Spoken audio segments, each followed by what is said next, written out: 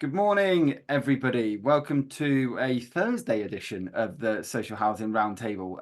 My name's Matt Baird. I've been running these now for almost exactly 3 years. To anyone who didn't see my thing on LinkedIn this morning, it's my 3 years of setting up on my own today. This is our 106th Social Housing Roundtable, which is kind of wild. But it's great to see so many people join today for this sponsored CIH and Social Housing Roundtable collaboration. This was something which came about from hosting the CIH Southwest Conference last year, which was an amazing opportunity. And it's just developed now. We're going to have a series this year of events with the CIH to make sure that we're covering some of the big issues for particularly with the policy team. And giving, I think, a lot of people who aren't necessarily members yet or who don't always have access to these kind of forums, the chance to ask some important questions and engage some really important discussion into what we're looking to discuss in 2024. A couple of quick bits of housekeeping, then we'll introduce today's speakers. So feel free during the presentations to put any questions in the chat. I'm aware today is an hour and a half special. Introduce yourselves, put your questions in the chat as we're going through. That'd be amazing. There will be 2 presentations, one from Matthew, then one from Megan, and then we will get into a wider Q&A. So there'll be plenty of time for questions and thoughts and everything else that will come with it. When we get to the more general discussion, if you want to use the raise hand feature, please do. And if you want me to actually bring your question in to the discussion, feel free to send it to me privately and I'll bring you into the Q&A as well. This is very much an open forum. It has always been that way. And I don't mind if you are a housing assistant with 1 week's experience or a chief exec with 30, your opinions and views are completely equal in this. So please just bear that in mind. That will be the way that I regulate these chats. And from a respect side, I want that to continue through. And if anybody needs any recruitment support, my kind of little plug, the reason these stay free for so long is because I am a recruiter. I've been recruiting in housing for 11 years. So if you do need some recruitment support, please reach out. Right, that's the housekeeping done. Let's get on to the fun stuff. So as you'll know, today we're talking about the future of quality, decency and energy efficiency in social housing. We're going to be covering many things and I'm really interested in kind of where the discussion goes. So I'm going to start today with Dr. Matthew Scott, who's going to introduce his part of the session, and then we'll go to Megan. So Matthew, I'll pass over to yourself to do introductions and introduce, I guess, the policy team from the CIH. Thank you for being with us today. Thank you, Matt. Thank you for agreeing to share my slides as well, I should say. It's much appreciated. So my name is Dr. Matthew Scott. I'm a policy and practice officer in the policy team at CIH. My brief covers asset management, so I look after our policy work on net zero, building safety and wider repairs and maintenance issues. And what I'm going to be talking about today is the Future Home Standard technical consultation that was released by DLUC just before Christmas and which closes on, I think, the 6th of March in a couple of weeks' time. And what I'm hoping to be able to do in the next sort of 15 to 20 minutes is just give you all an overview of the proposals. The proposals are quite complicated. I think there's about 95 questions in the consultation that they're asking. So I'm going to go through, I think, some of the proposals that I think are most relevant for us all in social housing. And then I'm going to talk a little bit about some of the key talking points or some of the things that I'd particularly welcome some discussion on. I'll have to show your slides. Megan, do you want to quickly introduce yourself and then I'll start your slides, Matthew? Thanks, Matt. Yeah, no problem. Hi, everyone. I'm Megan Hinch. So like Matthew, I'm a policy and practice officer at the CIH. I'm a little bit new to the team. I joined in January. I lead on all things housing finance and supply, which, as you can imagine, covers a broad range of areas. I will be leading on the damp and mould Awaab's law consultation, because in a previous life, I led on damp and mould at a housing association. So I'm doing this with a lot of support from Matthew on the asset management side and other colleagues and specialising in vulnerability. But really happy to be here and thank you for having us. You're very, very welcome. Matthew, I'll start your presentation now. Very rarely do I do the sharing screen bit. So if anybody does lose stuff, then apologies. I'm going to do my best. I want that one. Yep. Excellent. Right, Matthew, over to you. Thanks, Matt. And I'll just give you the old Chris Whitty to move things on. So let's go to the next slide. So just in terms of the structure of what I'm going to go through, I'm just going to start by talking a little bit about the issue here or the problem here, which is the energy efficiency of new homes and what some of the statistics tell us about this over the last few years. I'm going to give a little bit of background of the Future Homes and Building Standard. So the standard has a long gestation. It goes right back to the mid-2000s. So I'm going to give a little bit of a background of sort of where the policy came from and sort of what it aims to do. And that will lead into a discussion of some of the proposals. Like I said, there's a lot of different proposals in there. I'm going to focus on the ones that I think are most relevant to us all. But I will give a brief overview of kind of the main themes and the topics that they're covering in the consultation. And then, yeah, I'll end by just sort of going through quite quickly a few different talking points that I think we'd really value some discussion on. So next slide, please, Matt. So the kind of problem or the issue that's sort of under consideration here is the energy efficiency of new homes. As measured through the new lodgings of EPC certificates or the energy performance certificates, the general energy efficiency of new homes is actually quite good. But you can see on the yellow bottom of this graph here that there are still a lot of new homes being built that will need retrofitting in the future if we're to meet both fuel poverty and carbon targets.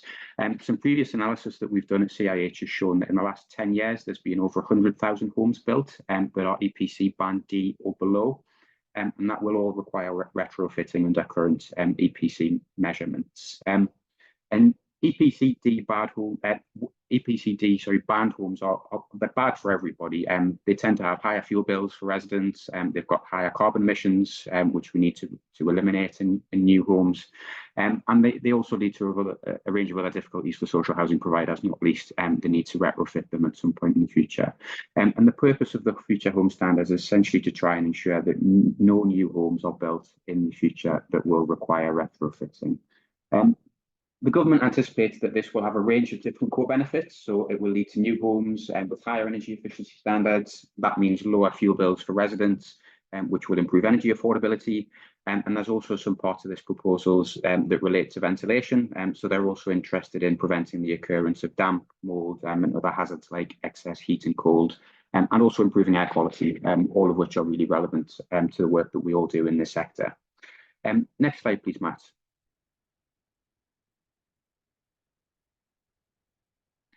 So the Future Home Standard has quite a long and quite a convoluted history. It was initially floated back in 2006 by the Labour government in their original document, which was called Building a Greener Future. After the coalition government came in 2010, these proposals were amended with the aim of trying to strike a balance between meeting zero carbon goals in homes and buildings, and also with the stimulation of growth in the house building industry. There was a commitment to delivering zero carbon homes from 2016 that was included in the 2013 budget, and that was delivered by George Osborne, if we remember him. But the standard was delayed and eventually cancelled by the new Conservative majority government that came in 2015. And eventually the proposal for zero carbon homes was replaced in 2016 by a much weaker commitment to undertake a review of the energy performance of new homes under building regulations. That sort of shunted on for a couple of years. And then in 2019, we finally saw the initial Future Home Standard consultation published, which was subsequently responded to by government in 2021. And the response to that consultation that government published set out the broad outlines of a standard that have roughly been followed in the 2023 consultation that we're going to come on and talk about.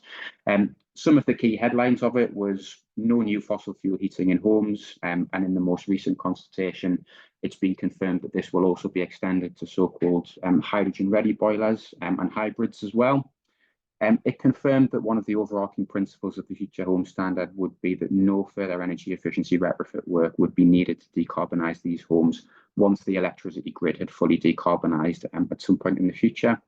And it also came forward with the introduction of an uplift to Part L of the building regulations, which are on fuel and power, which was sort of an interim step to build homes to a better standard than we had done previously, and act as a bit of a stepping stone for the industry and for supply chains to gear up for the Future Home Standards in full. And the government has, as I said, just before Christmas, has finally issued the technical consultation on the Future Home Standard, which it will use to conclude its work and work towards laying some regulations later in the year. So if we go to the next slide, we'll now move on and talk about these proposals themselves. So First thing to say really is that these proposals are complicated. As I've said, there's 95 questions and they cover topics including performance requirements, metrics, guidance, different standards, minimum standards. There's some stuff relating to material change of use and permitted development. There's some things on real world performance and measuring it. There's heat networks, there's smart meters, there's exemptions, there's legislation changes, and much, much more besides that. So I'm going to try and focus only on some of these, the ones that I think are most relevant for us. But of course, as we get into the discussion, if you've been reading the proposals, if there's any different parts of them that you'd like to ask about or talk about, that would be very welcome. I'm just trying to focus in on the ones that I think are potentially the most manageable to keep in this presentation, but also that I think have the most impact for us in the sector. So if we go to the next slide. So the headline sort of specification in these proposals is what the specification will be for new homes in the future. And government is consulting on two different options, option 1 and option 2. I'm not going to talk through everything on this slide, but the couple of really important things to note are these. I think the first is that in both options, the fabric requirements are the same, as is the heating and the hot water systems. So there'll be certain U values mandated for roofs, walls, floors, windows, doors, and the sort of heat source will be a heat pump in both cases. And as I said before, the standards are going to be set in such a way that traditional gas boilers or anything that comes along in the future that might be deemed hydrogen ready won't meet the standard. So this is effectively a removal of gas boilers from the new homes of the future. The second key thing, and I've shaded the differences between the two options here so you can see them, is that option 1 is the more ambitious of the two. It includes wastewater heat recovery systems. It includes a slightly tighter air tightness value. It includes mechanical ventilation, and it also includes solar PV as well. Whereas option 2 doesn't include any of those things. Next slide, please. Now, the government accepts that either of these options will cost more money, and they will also have different impacts on running costs and carbon emissions. So the government has sort of modelled what these will look like, and I've reproduced it in the table here. Option 1 will lead to larger decreases in running costs for residents. Partially that comes from the solar PV on site generating electricity, and it will also lead to larger cuts in carbon emissions. However, the government recognises it will be more expensive per unit, with the proposals estimating that it will cost an extra £6,200 per home to build a home meeting the spec of option 1, and that's on a baseline, or against a baseline rather, of a typical existing home. Option 2 is deemed by the government to be the minimum required to achieve a zero carbon ready home. So the running costs for the householder will be less, sort of less reduced, if you like. Largely because the heat pump running cost won't be offset by the on-site generation of PV, so they'll be more expensive to run, and they'll also lead to less carbon emissions, but it will cost less in terms of an uplift, with an added cost to build per unit of about £1,000. So you can start to see some of the trade-offs that are becoming apparent in these proposals. Option 1, the government deems the most cost-effective, but will have additional upfront costs for developers and could therefore affect overall housing supply. And the government recognises that in the consultation documents. Option 2, they consider the minimal approach, so the floor approach of achieving zero carbon ready homes that will have less benefits for residents, less benefits in terms of carbon savings, but will be less expensive to build compared to today's standards. And we'll come back to some of this a little bit later on in the talking points. Next slide. What they've also done is they've set out a different specification for heat networks. So the Committee on Climate Change, which is the government's advisory body, estimates that about 1/5 of our heat demand will be met by heat networks in 2050. So as part of the consultation, they've got a sort of slightly separate section on heat networks where they've set out what they think new homes connected to heat networks will look like. It's largely the same, to be honest. The main difference, of course, is the heat source. So they've specified a 4th generation heat network with coefficient of performance of 3, 12% primary losses, and with some secondary losses per dwelling as well. And all the figures, although the figures are slightly different, this has broadly the same consequences in terms of the impacts as what was on the previous slide. So option 1 has a higher capital cost, but lower carbon and running costs. Option 2 has the lower capital cost, but slightly higher carbon and running costs. And again, we'll come back to this. Next slide, please. There are also additional proposals in this consultation relating to homes created through material change of use processes. So common examples of this, as I'm sure we know, are converting office blocks to residential flats, splitting a house into multiple flats, or also converting things like churches or barns into new homes. So in the building regulations, which is ultimately what will be changed as a result of this consultation process, the current approach to material change of use homes is to set minimum standards for the building fabric and the heating individually. So currently there's no sort of whole dwelling performance standard for homes created through MCU. And that's partly because it's very difficult to get MCU homes up to standards of energy efficiency that we might get in new build homes. And this has been recognised by the government for several years. But through this consultation, they're considering whether they should set a whole dwelling performance standard for MCU homes. This wouldn't quite be as high as the future home standard options.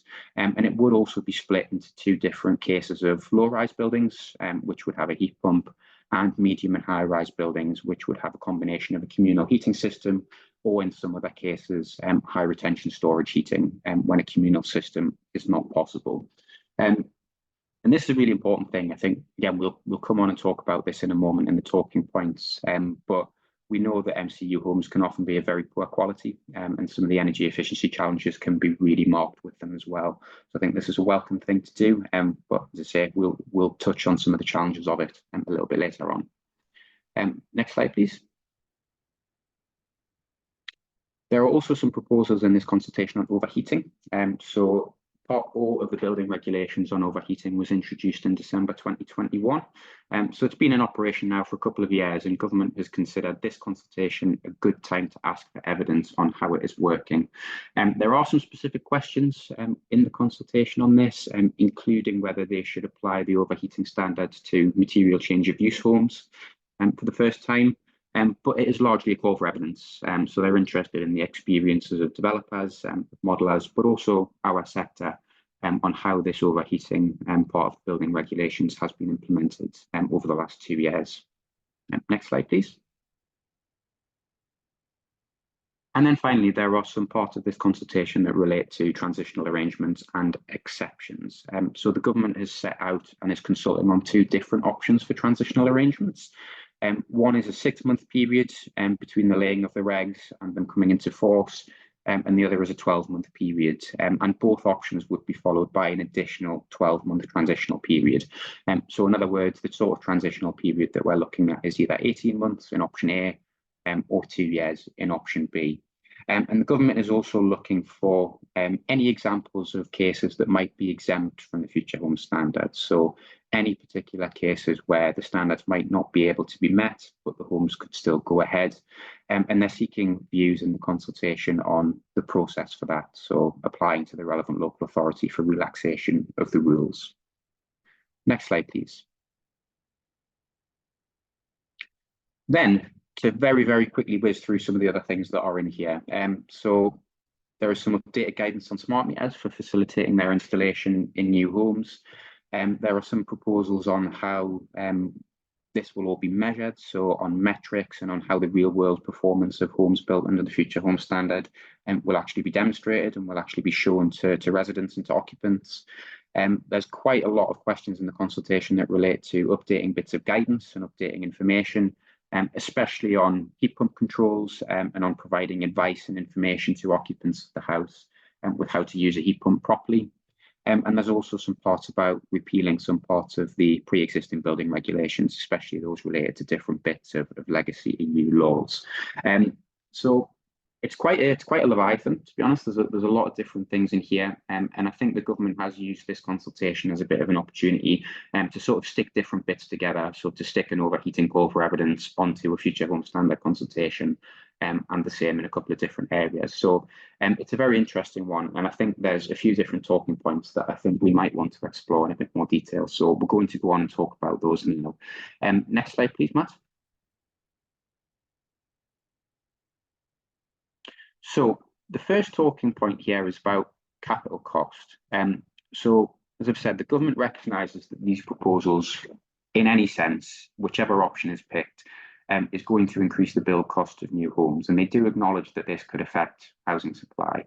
And with reference specifically to social and affordable housing, it notes in the impact assessment of the consultation that one of the ways that this could be mitigated is through grant rates being increased, presumably by an amount equal to the additional cost.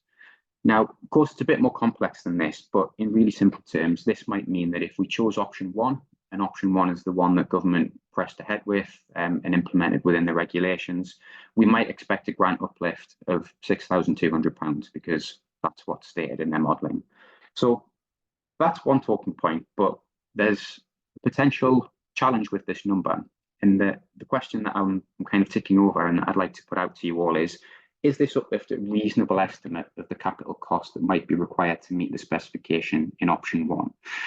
Because this is a new specification, there's a lot of work going on behind the scenes. I know a lot of our members are doing work to try and model how much it might cost to meet the specification. And there's also a lot of people looking back at previous future home standard pilots that they've run to try and get a sense of how much option A would cost. So while it's quite difficult to say for certain, there is a possibility that £6,200 is an underestimate of the cost per unit of meeting option A. And what this might mean, if we follow this line of reasoning through, is that any grant uplift based on that figure might be inadequate for meeting the real world cost of the building spec in option A. What this could mean, again, if we keep following this train of thought, is that if any grant uplift is done on that basis, we might have a funding gap. So if it costs actually in the real world £11,000 per unit to meet option A, there's an extra £5,000 that has to be found somewhere. So I'm interested in everybody's views on whether that might be the case or whether that might be a reasonable number that the government's put forward there. Next slide. There is a related talking point here about maintenance costs. So on this slide, I've snipped and underlined a couple of bits of the impact assessment that's been published alongside this consultation. So this is essentially some of the costings of the policy, and they've set out here how they base this on a 10-year policy period. And this is standard and it's based on the Treasury's Green Book guidance. So in most government consultations, you'll see sort of impact assessment based on costs over a 10-year period. But what this means is that although the policy is costed for 10 years, it means that maintenance costs of new homes incurred after that 10-year period haven't actually been factored into the impact assessment. And in the second paragraph I've snipped here, they acknowledge that an alternative approach could have been to look at a longer time frame. However, they've chosen not to do this, again, as I've underlined, because the costs incurred from these homes would only be in the PRS or those owned by the social housing sector, and they say that this amounts to less than 10% of the overall costs of the policy. And the talking point potentially, therefore, is this satisfactory? Social housing providers' asset management plans tend to work over a much broader time horizon than 10 years. On Tuesday, I was at a housing association up here who were talking about some of their own work on net present value, and they were talking about 30, 40 years in terms of the period that they look at when they're making maintenance investment decisions. So the talking point really is this: what are the unintended consequences of only calculating maintenance costs over 10 years? And do we think it might lead to an underestimate of the overall policy cost to the sector? Next slide, please. The next talking point is just about the specifications themselves. I am not a technically minded person and I'm not familiar with a lot of the methods we use to model buildings. However, the initial philosophy of the Future Home Standard was to try and set outcomes-based performance standards that could be met flexibly in lots of different ways. So far, to be honest, in talking to members and talking to partners across the sector, I've had conflicting opinions from experts as to whether this standard achieves that. So a very open talking point is, does this standard fulfill that initial philosophy, or is it too rigid? Could it be made more flexible? And is there anything we could be saying in our response to the consultation that might encourage that? Next slide, please. Another talking point, as I mentioned before, is MCU. We know that homes created through MCU processes and through wider permitted development processes can be of poor quality, and they can have poor energy efficiency, and they can have different structural and design issues. And there's been numerous reports, as I've popped on the slide here, that there's some perverse consequences from the poor energy efficiency of MCU homes, and particularly in relation to overheating. This suggests, I think, that the extension of Part O of the building regs to MCU homes is potentially a good thing. But the talking point, I guess, is do they go far enough? Is it sufficient just to apply Part O to MCU homes to tackle the risks from excess heat and excess cold as well? Or do we need to be thinking about even tighter standards for MCU homes than they've put forward in the consultation? Next slide. This leads me into a broader point about overheating. Currently, Part O of the building regs is the only policy in England for how overheating should be mitigated in homes. And the biggest and most obvious gap is therefore that it doesn't apply to existing homes. Now, there are some sort of qualifications, if you like, or points on overheating within the PAS standards, particularly PAS 2030, PAS 2035. They do include consideration of overheating for retrofit schemes. But this is only mandated in government-funded retrofit schemes and doesn't need to be used in wider retrofit of social housing. And the National Audit Office has recently highlighted the kind of issues with this in quite a scathing analysis, that we don't have any policy for existing homes. And given the increasing risks posed by overheating and excess heat, is there need for more guidance and direction from government on overheating risks? So the talking point really is, how do we go beyond the building regs and try to move towards a more holistic national overheating policy in the country? Next slide, please, Matt. And this is the final couple now. Penultimate talking point is about accessibility. One of the things that we've been thinking about as we've been reading this consultation is, can a future home be adequately described as fit for the future if it's not accessible? In July 2022, the government consulted on updated accessibility standards for homes, and this was M4 Part 2, and said that they would implement it, and we are still waiting to this day on a technical consultation to be introduced to implement that. We can wonder that the publication of the Future Homes Standard consultation might have been a good time to also publish the technical consultation on accessibility standards. So the talking point is this satisfactory? Is this adequate, that we're going to be moving forward with a future home standard that doesn't sufficiently take into account accessibility? And then last slide, please, Matt.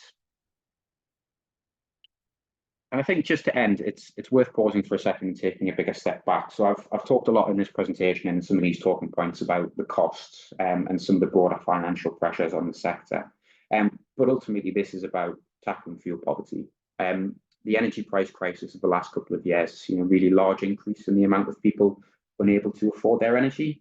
The government's own statistics, published about an hour ago, showed that last year there was about 9 million people in the country, or 9 million households, I should say, that had to spend 10% of their income or above after housing costs on energy. So that's an old 10% affordability metric of fuel poverty. It's over 1/3 of people in the country, or over 1/3 of households in the country. So ensuring that new homes are built to high energy efficiency standards with really low running costs is absolutely critical to meeting the government's fuel poverty targets, and for creating homes that are warm and safe for all of the residents that we all work for. So we absolutely have to welcome these proposals, and we have to recognise the positive impact that they'll have for residents. But we still have to ask ourselves those questions. And the really key one is, how do we make sure the Future Home Standard can contribute to a world where we don't just have better homes, we have more of them as well? So that's my final talking point. It's the one I'm going to end on today. Thanks very much, everybody, for listening, and I'll pass back to you, Matt. No, thank you, Matthew. And some really interesting points there. I mean, I put the first one in the chat, and I'll put the rest in as we're going through Megan's. But thank you very much for a real insight there, especially when it's so up to date. You know, that stat coming out this morning, you know, around 10%, a third of people spending so much money on fuel and energy, and a real kind of tough debate that we definitely want to get into. But for now, I am going to pass it across to Megan, who I think you're going to run your own presentation. So that's lovely. And I'll pass over to you now. Thank you, and fingers crossed this works. So if not, might need to recruit Matt in. Hopefully everyone can see that. Yeah. Yeah, it seems to be now we're up and running. Excellent. Brilliant. Okay. So hi everyone. As I said before, I'm Megan. I'm in the policy team. I'm going to take you on a whistle-stop tour of the Awaab's Law consultation. It's quite detailed, there's a lot of specifics, but we're going to provide space for discussion and questions at the end. So hopefully you can get something really useful out of this. So it's not, there we go. So how did we get here? As many of you all know, the tragic death of Awaab Ishaq, a child who died from damp and mold in his home in 2020, spurred on the resulting Awaab's Law, named after him. It also followed the Grenfell Tower tragedy, so there is quite a lot of emphasis on professionalising the sector. You'll also see that with the professionalisation and qualifications consultation that came out recently. So the government introduced new legislation with the Social Housing Regulation Act in 2023. This later included an amendment to consult on Awaab's Law, which was about damp and mould. So this is the consultation that followed that amendment. The consultation closes on the 5th of March, and I've put in a quote here from Michael Gove, who is spearheading this, saying everyone deserves to live in a home that is decent, safe and secure, which I'm sure we all agree with. So the executive summary. So I'll go through everything in a bit more detail on all the proposals. So Awaab's Law is proposing to include all the housing health and safety rating system, HHSRS hazards, so it's not just limited to damp and mould, which is quite new. There are currently 29 hazards, but they are under review, so it might result in 21 hazards. These include things like excess cold and heat, overcrowding, noise, falls, and electrical hazards, and obviously many others. It's also introducing strict timescales, so I'll go through those in a bit more specifics, but this includes investigations, emergency repairs, and starting repair works, as well as written reports. There's a specific focus on assessing vulnerabilities, so landlords and staff will need to be trained to assess if a hazard is a serious risk to the tenant to decide if it falls under Awaab's Law. So the proposals, like I said, they detail what the hazard is, if it's a risk, and any next steps. Awaab's Law will insert into tenancy agreements, which means that tenants are able to take landlords to court for breach of tenancy. They're also able to report to the Housing Ombudsman through a complaint, and providers are expected to self-report to the regulator if they think they are at breach. A lot of this also follows the Housing Ombudsman 2021 report on the Spotlight one, which is emphasising that you shouldn't assume it's a tenant's lifestyle which is causing damp and mould. So I think that's really important to note, that this kind of underpins the whole consultation. I'd really advise everyone to read the full consultation on the government website to see all the details that I might not be able to outline today, because it's quite detailed, and there are a lot of specifics in there. So like I said, there are 7 proposals in the consultation. We'll be going through each of them, and I'll also show you the questions that are relating to each proposal on the slides. Those will be quite quick. I'm not proposing to kind of go through those in lots of detail, but there'll be a lot of discussion at the end. So proposal 1 relates to the initial investigations of potential hazards. So once a landlord is made aware of a potential hazard, and remember that's all of the HHSRS ones, they will have 14 days to investigate the causes of the hazard. At this point, I just want to note that it's throughout the whole consultation, it's 14 calendar days, it's not working days. So wherever it says days, it's calendar days, not working days. So if this investigation determines that there is a hazard, the landlord must assess if there's a significant risk to the tenant's health and safety. This is often going to be based on their vulnerabilities, any information you know about the tenant, about the property, about the repairs. Anything to do with vulnerabilities will not require medical evidence. So you'll go off what the tenant says or what you observe. And if landlords are unclear on if this would fall under, they're advised to proceed with caution. If it is deemed that there is a significant risk for the tenant, work must begin within 7 days, which I'll touch on later, following the written report. These are the questions from proposal 1. So each of the proposals has questions about whether or not you agree, and then some free text to kind of put with your answers, your suggestions. This one obviously relates to the 14 calendar days and if medical evidence should be required. Proposal 2, so this is about the written summaries of the investigation findings. So you've had 14 days where you've completed an investigation. Following this, you must provide a written summary of findings to the tenant, and this must be issued within 48 hours of the investigation concluding. So these reports will include if there is a hazard identified, if there is a significant risk to the tenant from your assessment, and the next steps if that's applicable. So that will include anticipated timeline for repairs and a schedule of works. If it's not possible to include full details of the next steps in the report, you need to do what's the immediate parts, like what are the temporary works, how are you going to make it safe, and then also when the tenant can expect a full schedule of works. So here are the questions for proposal 2. So that's related to, do you think there should be a written summary? Do you think there should be the minimum requirements of those things I've just detailed should be in there? Do you agree with the 48 hours? And then any notes you have on that.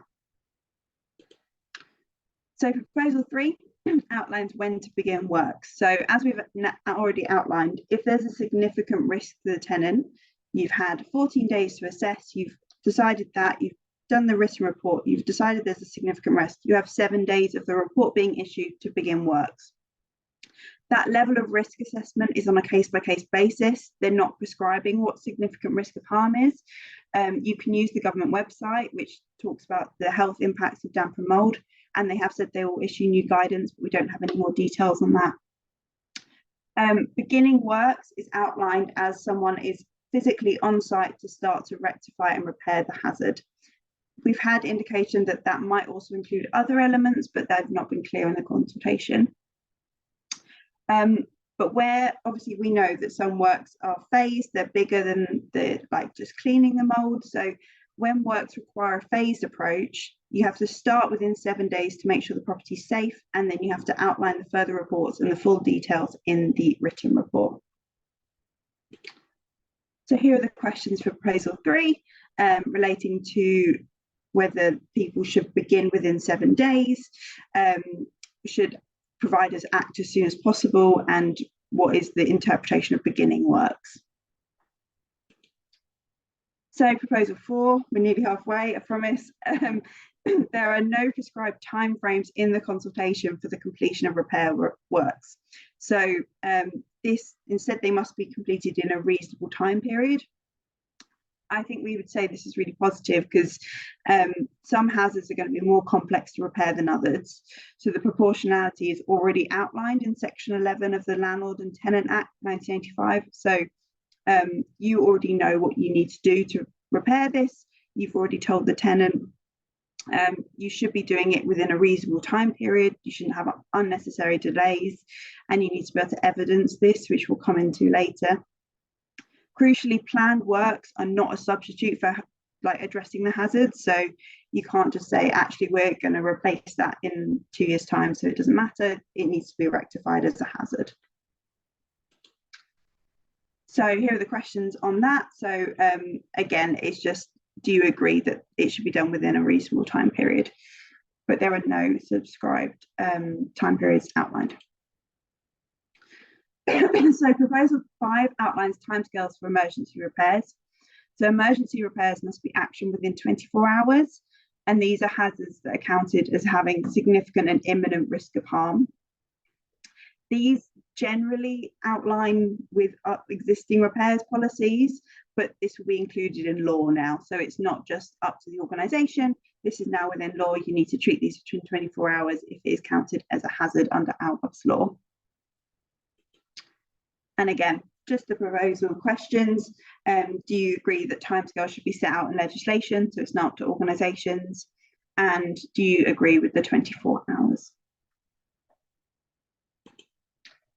So decanting. If a hazard poses a significant and imminent risk of harm or danger, and the property cannot be made safe for the tenant within the outlined timescales within the proposals, providers must offer to arrange tenants to stay in suitable accommodation until it's safe to return.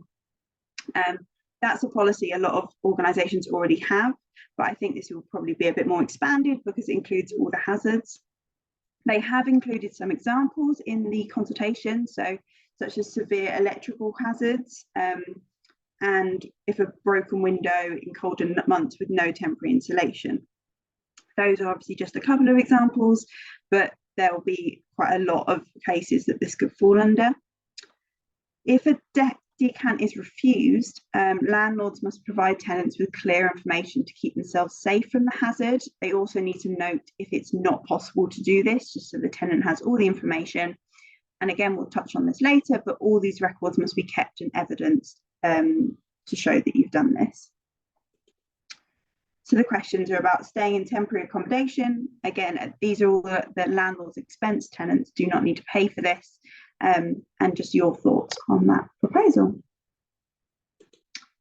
Finally, so the final proposal is related to record keeping, which has kind of weaved its way throughout this presentation. So providers are expected to keep clear records of all attempts to comply with the proposals. This will include things like what works are needed, any delays to works, communications with tenants and with contractors, any issues with decants or no access. So as we've seen in the Housing Ombudsman Spotlight report on data management, more recently, that follows this same thing where we need to keep good record keeping of everything that's happened so you have good evidence. So there is also in this proposal an inclusion of a defence for landlords. So this is where you've taken all the reasonable steps to comply with the requirements, but it's not been possible for reasons genuinely beyond your control. So that will show, again, you need to have proper evidence to show this, so that if there is any legal action or anything, you can show we've tried every possibility to comply. They've put some examples in here of attempts of no access. So if you tried to access 3 times and you couldn't get in, or shortage of labour and materials, that one's probably within reason, because as we know, there is a general shortage, but if you could evidence specifically for this case, that should come under the defence. So yeah, any questions on that? That just is about including provisions for a defence in Awaab's law, so that this is probably the only flexible part, this defence inclusion.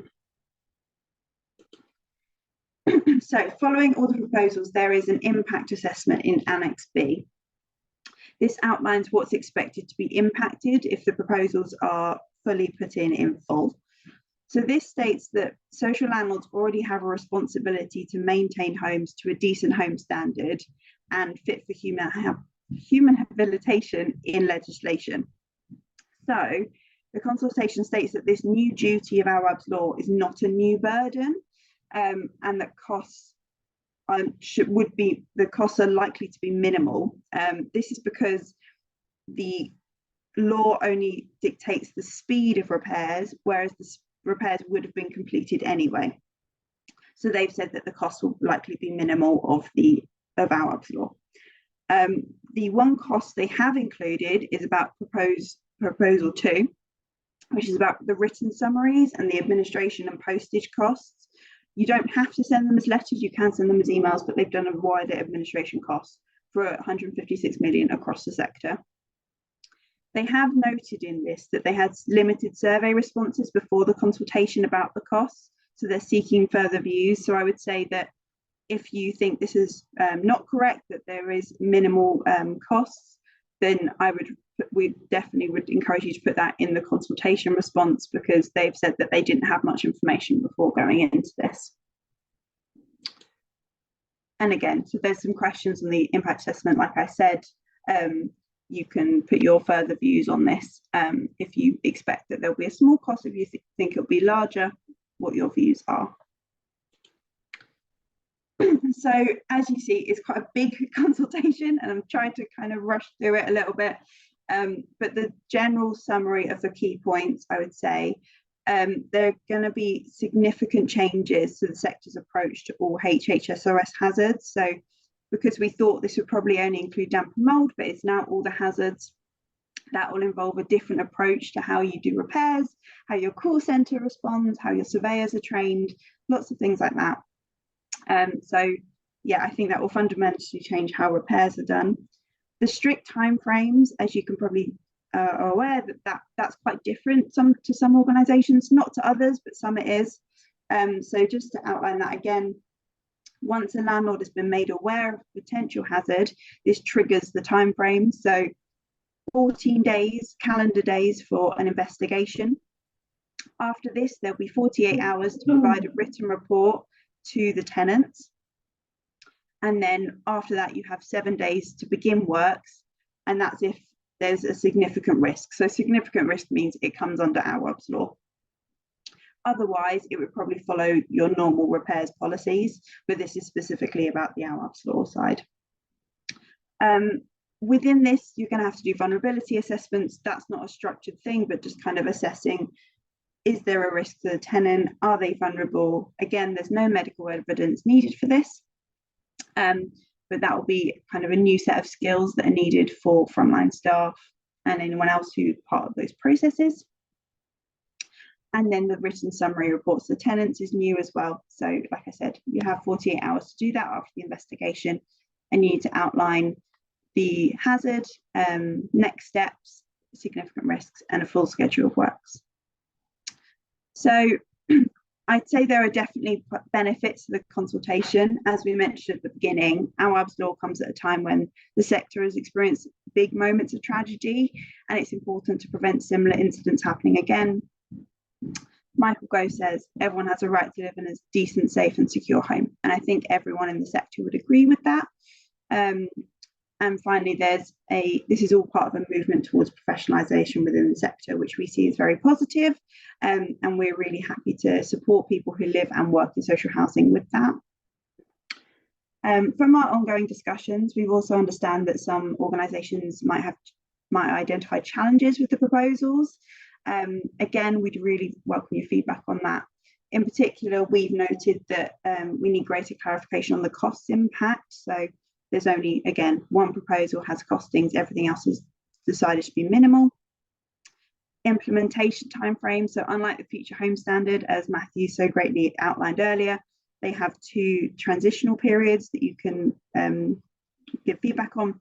Awaab's law does not have a transitional period or implementation period in the proposals. So we don't really know what that looks like. We don't know when people will be required to comply with these. I would say that it includes a lot of things like recruitment, training, changes of process and policies. So it might take a significant change to how you fundamentally operate. And then again, skills and training. So people need to assess vulnerability. So just making sure everyone feels confident in their role to make sure that no one falls through the cracks on that. We would really encourage everyone to respond to the consultation, outlining their thoughts, as this is the best way to for any of those challenges to be addressed and any other thoughts you have.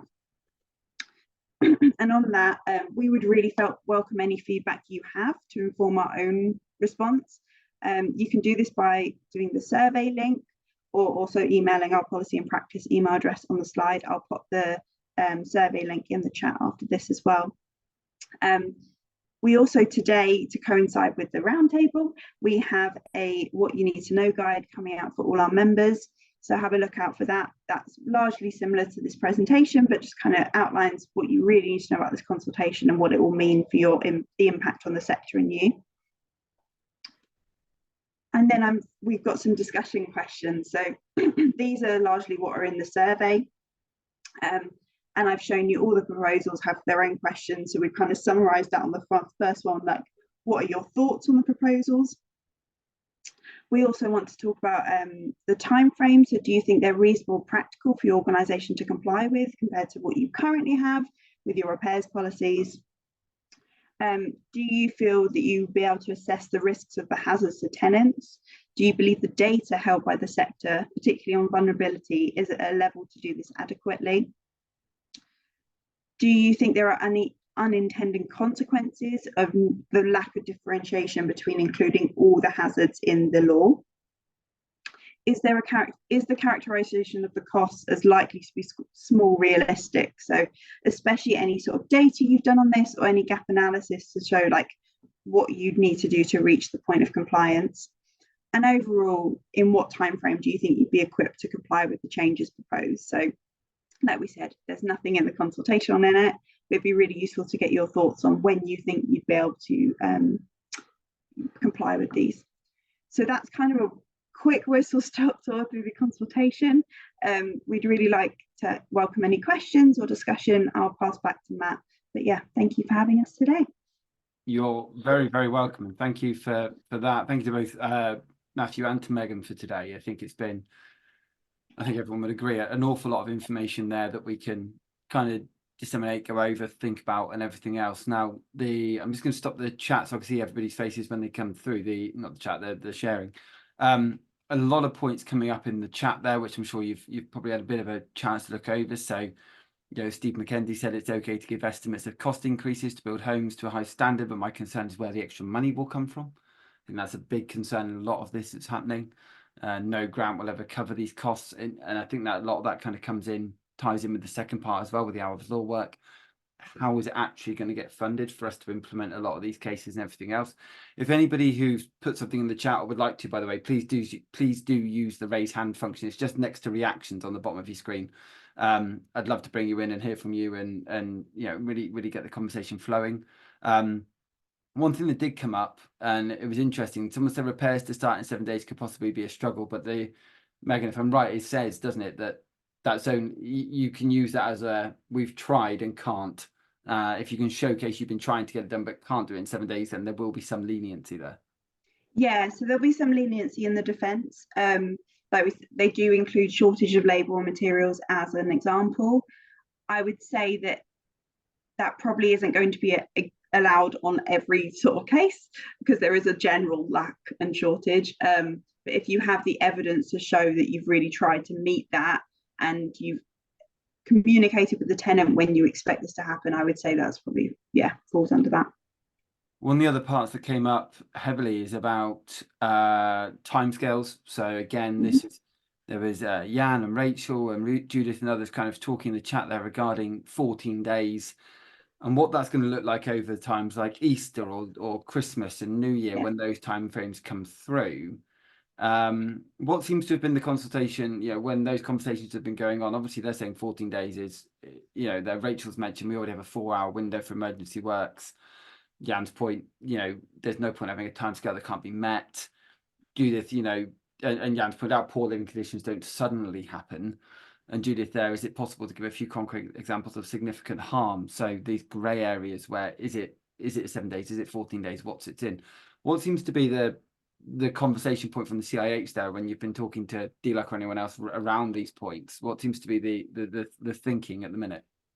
Yeah, so those are all very good points that you raised, and again, those are quite common that we in our discussions. So DLUC attended our assets and repairs group last week to kind of propose on this and answer any questions. They were very set on the calendar days rather than working days, because that was flagged, because I think from my conversations that most policies are working days rather than calendar days. So they haven't kind of explained why those specific dates, and I understand that the holiday period is going to be tricky. Again, I think with the holiday period or anything like that, again, if you could show that you've communicated, you've tried to access, you've got evidence of what trying to meet those timeframes, then that would probably fall under the defence. And we've had similar flags that say the 48 hours for the written report. If an investigation takes place on a Friday, can you get it out on a Sunday? Are people working on a Sunday? Can you get information from contractors? So we've definitely flagged and heard similar concerns. I'm trying to remember all the questions. On the example side, for significant harm, they're being very clear to not prescribe what that means, because they want landlords to assess on a case-by-case basis. They do have guidance for the health risks of damp and mold, which has a bit more on vulnerabilities and who will be more impacted. So that's quite useful if anyone wants to have a look at that. I would say stuff like age, health conditions like asthma, age of children, that sort of thing. But again, that was that's only related to damp and mold, that health guidance, and this is now all the hazards. So we think that might change what the vulnerabilities are depending on the hazards, but that's not been kind of prescribed in the consultation. I think I've answered all the points, but let me know if I didn't. No, you haven't. I think it's really interesting because that piece, it's so subjective. We know there's an issue with stigma within housing providers anyway, and that could be very problematic if it isn't. I can't remember who mentioned, someone put something in the chat before around, unless something is really obviously described as what it is, then people go, yeah, but it isn't that bad. So, well, no, it is for that person, and that's going to be a challenge. Mags, I'm going to bring you in before going back to some of the points in the chat, because I want to bring in some points on the overheating part for Matthew as well. But Mags, do come in first for us. You're still on mute at the moment. Thank you for that. Yeah, so Max Pearson from Accent Housing. This is my personal view. It's not necessarily the organisation's formal view, and we will try and fill in. When I was reading it, I was thinking two things in terms of costs. So you mentioned staff training, which I think is right. I do think there will be some more staff training for contact centre staff in particular. But I think also there is something around customer profiling, particularly for all family members, so we can really understand health risks in particular. And I think there are some real challenges around that in terms of explaining to residents why we need it, how we're going to keep it secure, how we're going to use it. So there's challenges around gathering it, storing it, data protection, etc. The other thing is IT systems. So unless everybody else in the whole sector has got amazing IT systems, I think there will be some costs in IT development for a lot of us. We have quite a good case management system for complaints, for instance, but I think this is screaming out for case management because you've got really tight timescales, you've got correspondence that's associated with timescales, and I think that will lead us to, we're already sort of saying, can we develop our system so we can have almost like an Awaab's Law case management module as well as a complaints case management module. So there are some costs there in development time for IT, I believe. So those are the two sort of key points that I think are sort of just on my mind. As I say, nothing wrong with what this is aiming to get to, but I do think there are some costs that haven't been considered or acknowledged. Yeah, I think those are really good points, and they're similar again to what we've heard. I mean, we've not heard specifically on IT systems, so that's really helpful to know actually. But it does make sense, doesn't it? And I think it will probably involve good case management because of the scale of this. And that's why one of our specific questions is about the data held by the sector. So do we actually know who has vulnerabilities? How are we keeping that? Are tenants happy to disclose that? And I think that will be a key thing we want to hear about, because if it's not known, then the consultation says to proceed with caution.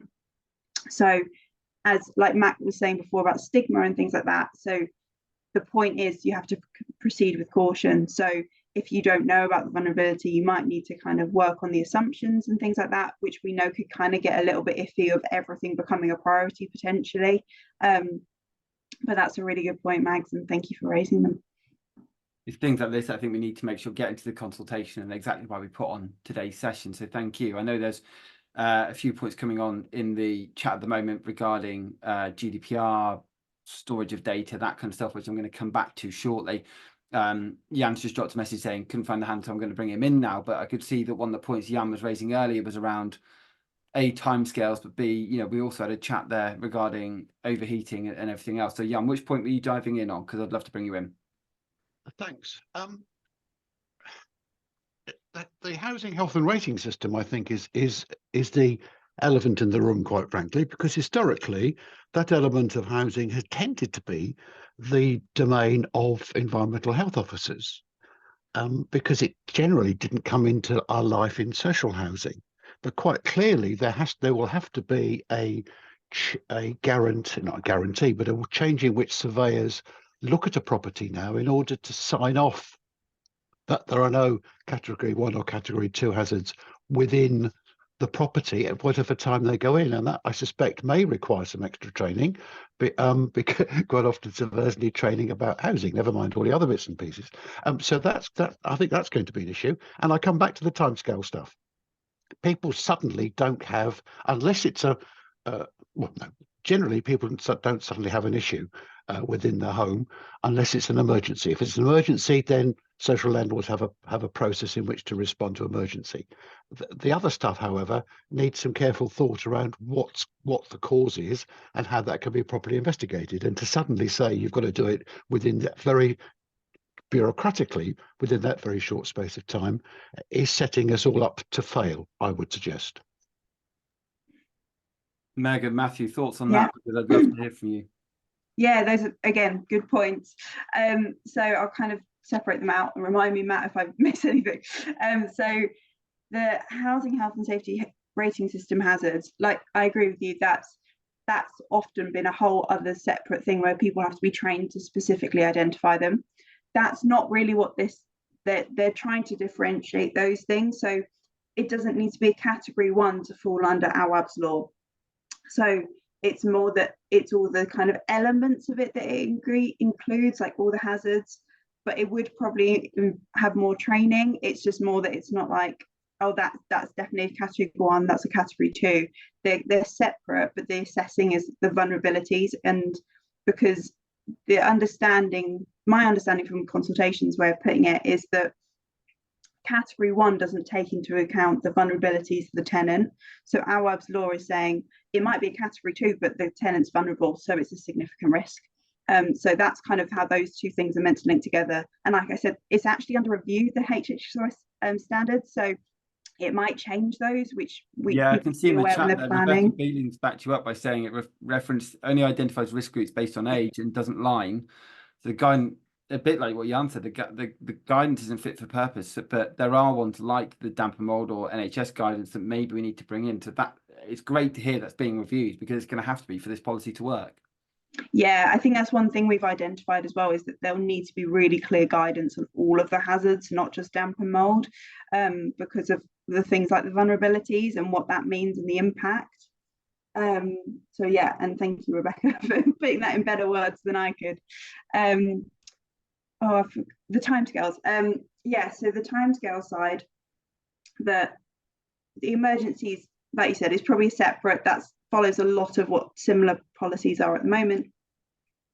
The key thing for Awaab's law is the trigger element. So when a landlord is made aware, it triggers the timescales. So even if something's been an issue for a long time, when a tenant tells the landlord, that's when this comes into play. And I would agree that it's a lot about the root causes. So one thing that we need to flag is it's not just going in, cleaning, painting, moving on with the mold. The investigation is what is the root cause of this so that it doesn't keep recurring. And that's can be something that takes time. And that's why it's saying, like, you need to do the full schedule of works. If you can't say this will be done within 7 days, but you just need to start the work then. Yeah, and I think Matthew has his hand up, so he might be able to help me. Yeah, Matthew, do come in. Answer that a bit more. I will be going to Jabeen in a minute, but Matthew, do come in on this. Yeah, I was just going to make a slightly different muse about vulnerability as a concept, really. I mean, if we think across to energy, Ofgem's had a definition of vulnerability for some years now, and energy suppliers have been required to take this into account. What Ofgem has recognised in its own definition and wider work in the energy sector is that vulnerability is quite sticky, it's quite transient, it ebbs and flows, it's very seasonal. There is not a fixed kind of quality of vulnerability that's easy to pinpoint sometimes. It's quite qualitative almost, it's quite context specific. And so the methods that we use to try and assess the risks of different hazards for different people, they are also going to have to ebb and flow. They're also going to have to change, and they're going to have to be mindful of lots of different circumstances, lots of different changes that might be going on within a home over a certain period of time.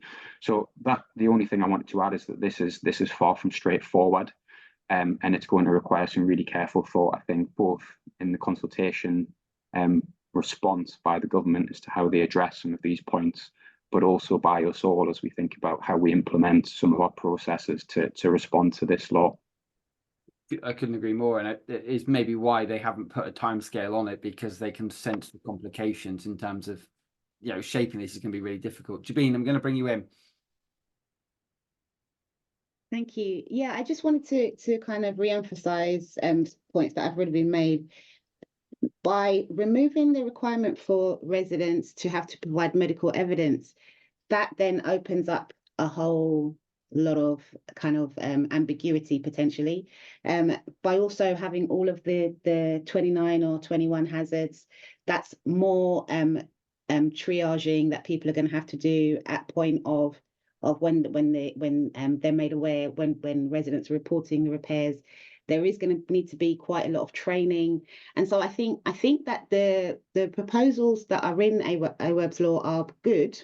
They make sense, and as the government has said, these are kind of what we had there in the first place, but it's coming at a time when there's clearly challenges in the sector. So I think it's unreasonable to sort of say it's not going to have much impact on cost, or it's only going to be the cost of a few letters. I think that's really underestimating how many changes are going to have to be made.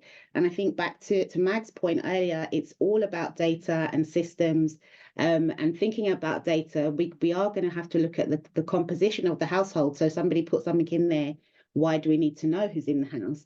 Well, that's going to have a massive impact, because in Awaab's case specifically, he wasn't the tenant, he was, you know, a member of the household. And so we already don't have a lot of information in the sector, so that's going to have to be put into place. There's an element about different organisations sharing data and information. So the proposals are saying once a landlord becomes aware, if, say, a health visitor reports something, then technically the landlord's aware, and that's when that clock starts. So I think that there needs to be, and this is what we definitely need to feed back in the consultation, some acknowledgement of the transition and the investment in systems and processes and training, not just for directly employed staff, but also staff that work for our providers, and sort of adjacent staff who maybe aren't directly involved with repairs and investment. So there is going to have to be some, I think there's a lot more than the consultation would imply. So that was kind of what I wanted to add. No, really useful. I can see Lindsay in the group agreeing with you, but also backed up by something there that Judith has put in the chat, which is that should you always have to provide medical evidence if, for example, a window is unsafe? Won't a photo showing it's unsafe do? Like, is medical evidence always appropriate in relation to building safety, or is it an over collection of personal data? If a step is broken on a staircase, again, is that a medical thing? And I know Claire Patterson's not with us today. If she would be, I'm sure she'd have dived in all over this one on the on everything to do with GDPR, and that's going to be a really, really interesting piece. I know there's been discussions with the Ombudsman as well around this. How much data is too much? What is it okay to hold? What is it not okay to hold? And everything in between, because there is a fear we're trying to collect so much that we overkill, but then a tenant has a right to go, well, you don't need to know that about me unless you're actually doing something with that data to impact the service you're delivering. It could be a really, really challenging area, I think, for this consultation, try and work out exactly where it's going to sit. I'm just going to quickly dive back to a point made earlier that I haven't come back to yet, which was on overheating, and Matthew, I was going to bring you in on this one. So give all residents the power to control their own heating might be possible. Would they like they would if they owned their own flat? And then Sally's brought out by saying a lot of overheating is caused by too much solar gain, so that needs to be accounted for. I know you've obviously talked about MTU homes and everything going on in that space.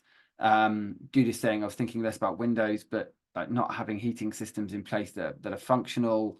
Yvonne, some clarity on moving out if the property is deemed unsafe would be useful. So I'll come back to that part in a moment. But on the heating part and on that piece, do we know which way the consultation is leaning at the moment?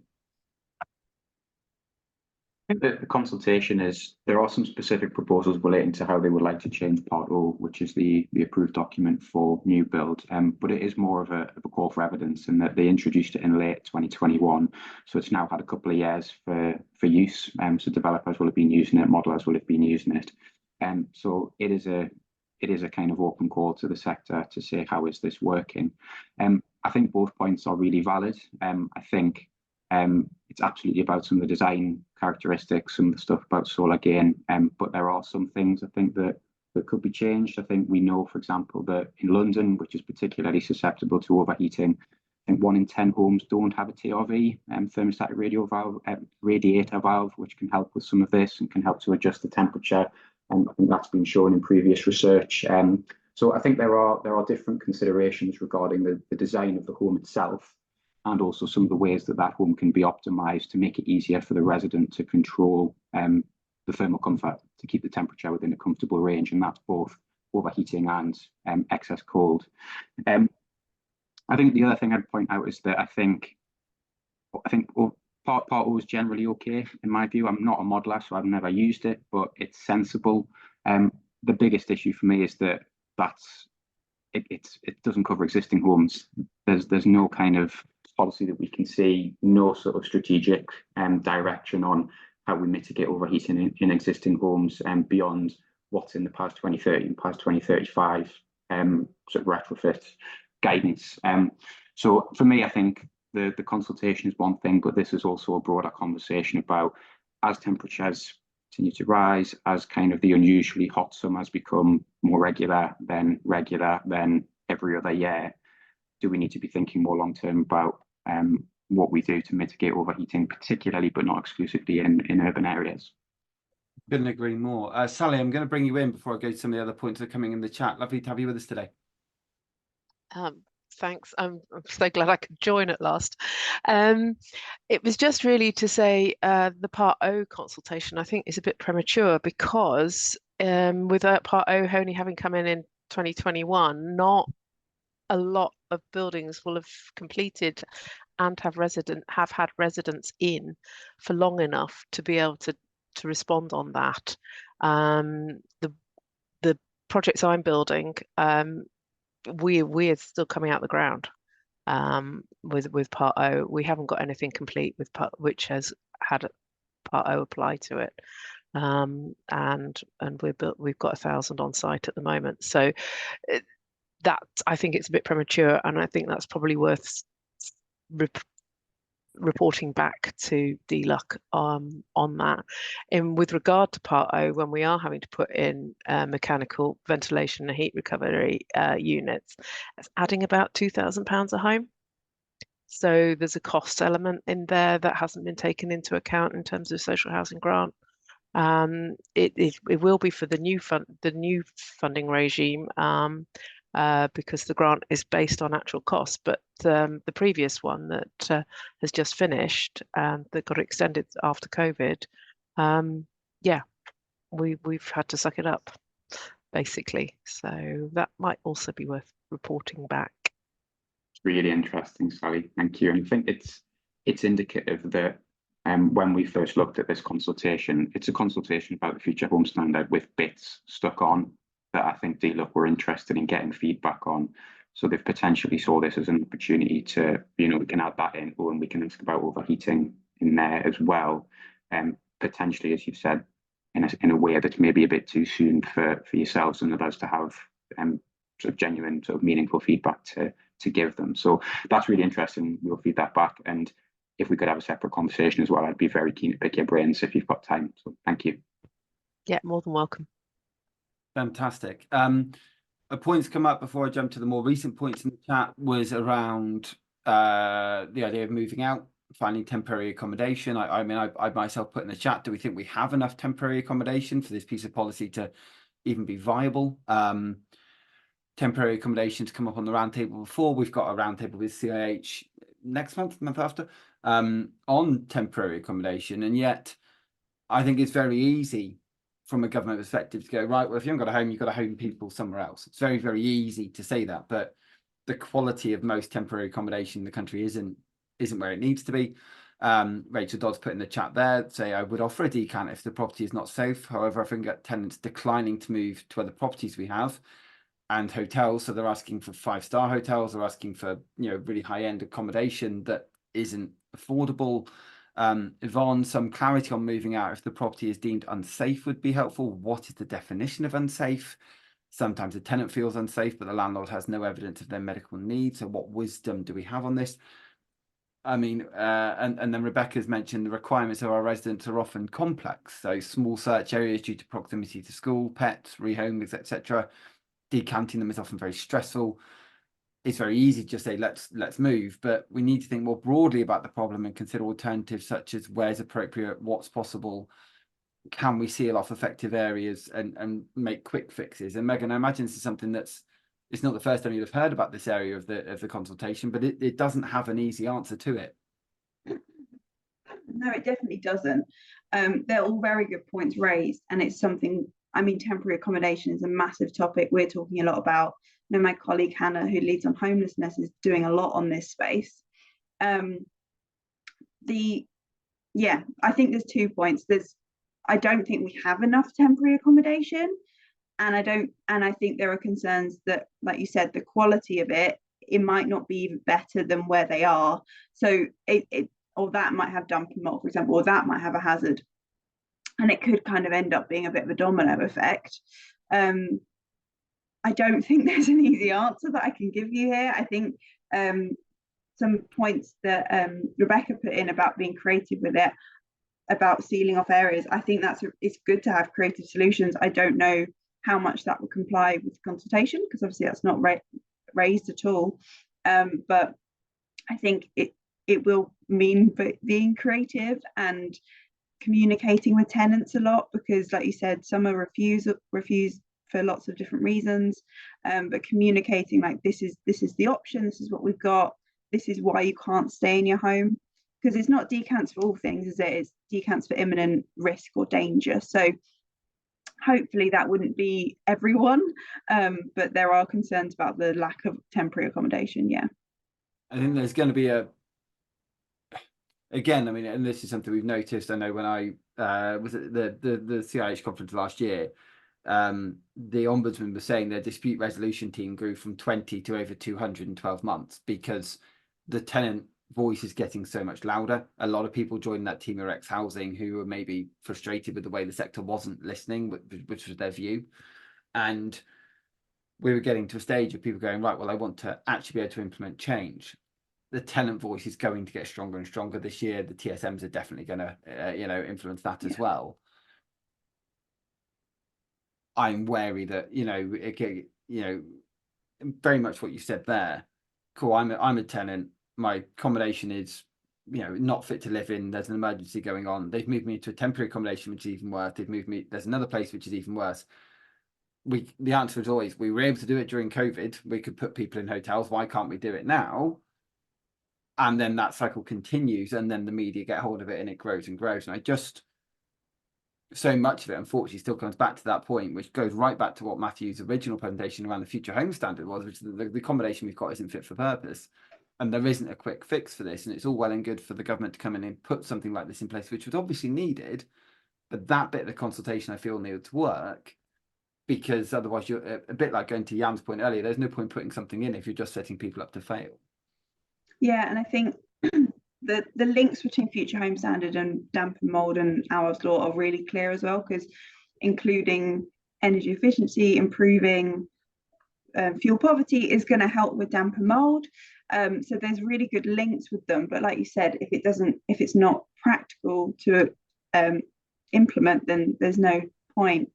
And just to quickly flag on what you said about housing ombudsman and the point in the chat as well, actually, that there is potential for this that could lead through multiple kind of redress routes at the same time. So some things we've identified is you could have internal complaints, you could have housing ombudsman investigations and complaints, you could have self-reporting to the regulator, you can have legal routes, so the tenant could take you to court if you're in breach of tenancy agreements, and then also potentially disrepair claims. So there are quite a few avenues that this can go down, that is probably just important to flag. I completely agree. Steve, just before I bring you in, there's a point in the chat which I saw a little while ago. I just want to bring in, then I'll jump to you. So Rebecca said, we asked our residents who should decide if there's a significant risk of harm. Only 14% felt their landlord should be making the decision, with 34% feeling they should make that decision themselves and 32% feeling it should be a GP or medical professional. The proposals aren't clear on how we'd resolve disputes throughout the journey of the repair. Will this trigger one of the resident 2 routes if they feel we haven't complied? And Judith mentioned is there no objective and independent person who can review these decisions? And this is my, I guess, worry, and Matthew or Megan, feel free to jump in on this, which is, unless you make something really, really clear, once subjectiveness comes in, it just creates policy problems throughout the, because it's all just based on viewpoint, isn't it? Yeah, and I think that's really useful to know, because one of the things we've said, and you touched on earlier, is the tenant's voice is very important. This, because I think if we're realistic on this is what this means, it might mean other repairs are pushed down the priority list. It might mean that we have to assess, like, we want to hear what tenants' views are on this. And the idea without medical evidence is in the consultation outline because of the pressures on GPs. So that's the reasons given. And we completely understand that sometimes you don't have medical evidence and some things are mental health related. There is a lot of other sides of it.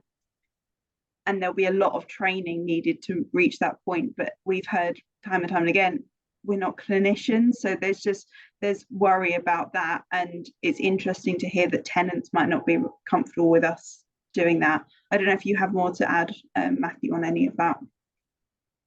I think I was just going to add that I think there's a real risk that we end up in a position where a lot of this gets decided after the fact by case law, and we need to, as much as we can, be trying to ensure that that's not the case. It will probably be the case for some, because that's how these things are tested, especially in the law. But as much clarity as we can get, either through the consultation itself or afterwards when the regulations are laid, are going to be really important to help sort some of this through.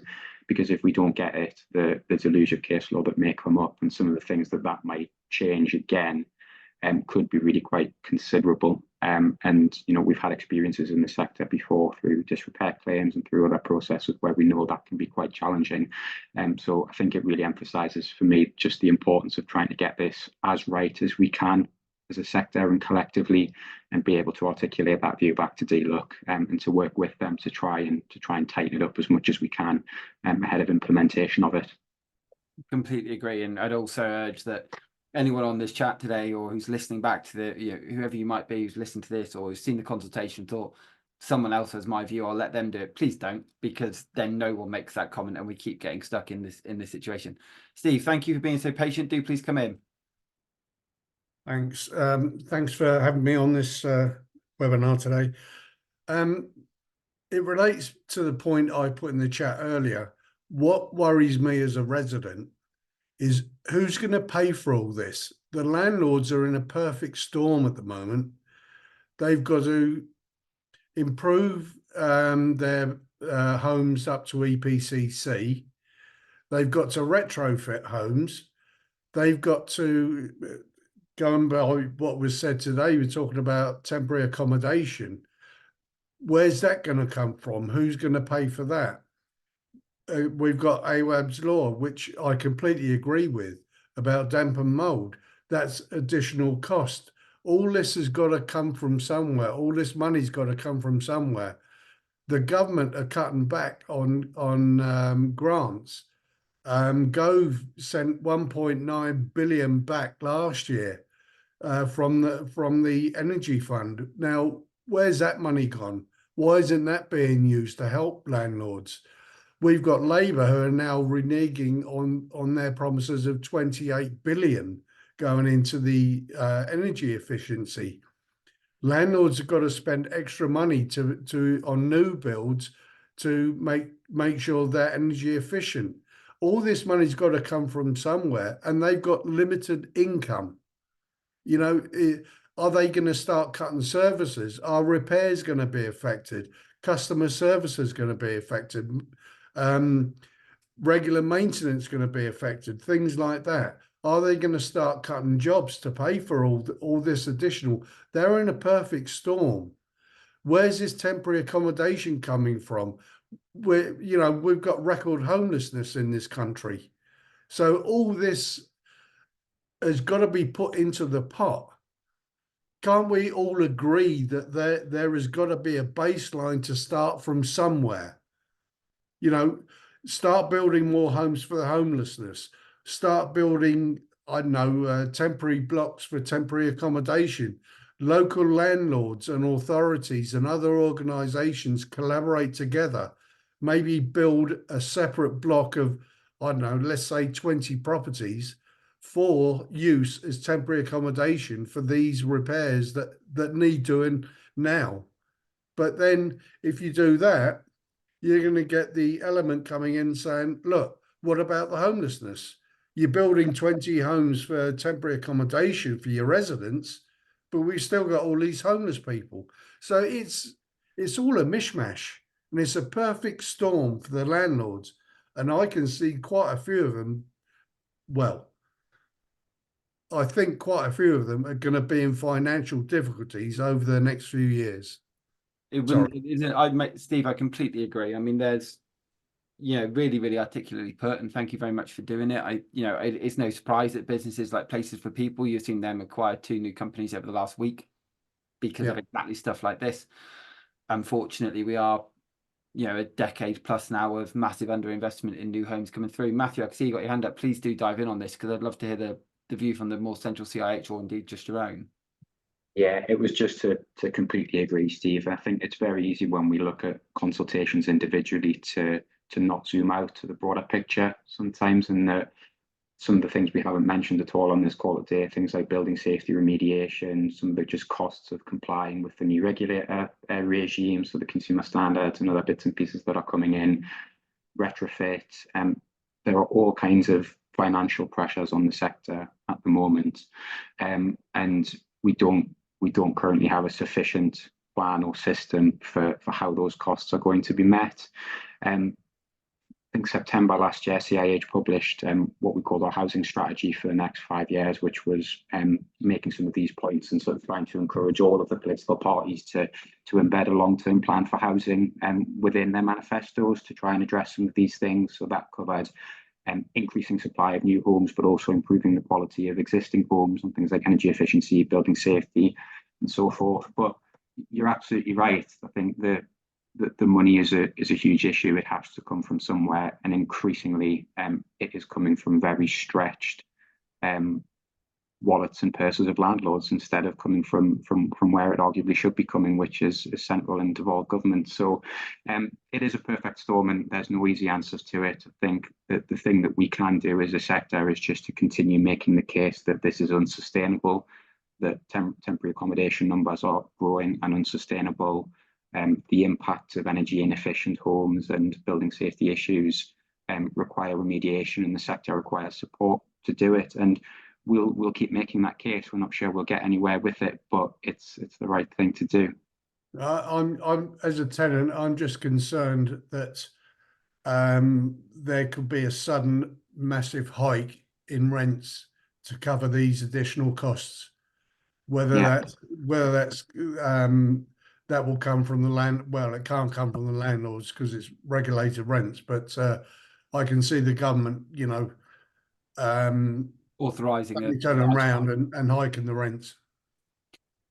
Let's hope that isn't the case, Steve. But it's an incredibly important point for us to end on today, and where we've reached the end of today's 90-minute session. I mean, that just absolutely flew by. I want to say a massive thank you for that point, Steve. I want to say a massive thank you to Matthew and Megan for bringing the conversation to the table today, and for really highlighting the depth of these consultations and everything within it, because they aren't just a simple little thing. They're multifaceted, and I hope everybody watching, listening, watching back gets the opportunity to have their say. So please do, because it's vital. For now, I just want to say thank you to everybody who was able to attend. This is being followed up with by next Friday. Different CIH members coming on to talk about professionalism. So it's the conduct and competency consultation, which is a lovely mouthful. So that's next Friday at 2 p.m. if you wish to join. And then the roundtable is, as always, every Tuesday, 11 till 12. So do get in touch if you'd like to be involved with this, because it's a free forum that we do every single week. But for now, just a huge thanks to Matthew and Megan. The recording will be going live, so feel free to reach out to Matthew and Megan afterwards. What was the email address, both of you, for people to reach out with questions again?